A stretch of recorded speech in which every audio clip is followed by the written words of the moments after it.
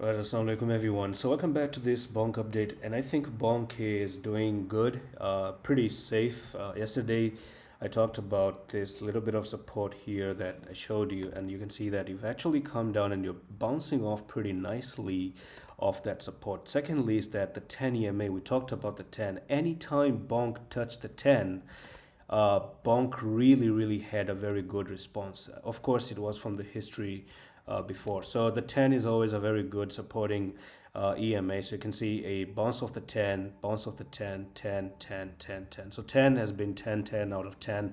Perfect 10. Okay, so thing is that is a good sign. Another thing is that on the 4-hour time frame as well, bonk has managed to also maintain the 4-hour time frame bull cross. So if you look at this bull cross on the 4-hour time frame, you actually came down and back tested the 55, and you had a very strong response from the 55. Now, not only that, but we can actually expect now bonk to go back to 4701.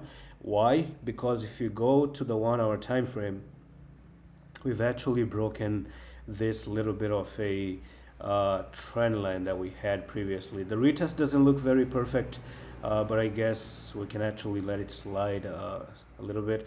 Maybe it's actually like that. So you can actually say that this was your resistance, resistance, resistance here, and then you broke up with a retest here. Now there could be very good chances of actually seeing a bonk climbing up to the target here. So that's going to be another 40% move, hopefully coming for bonk. And that's all for the video. I'm going to see you in the next one. I love this.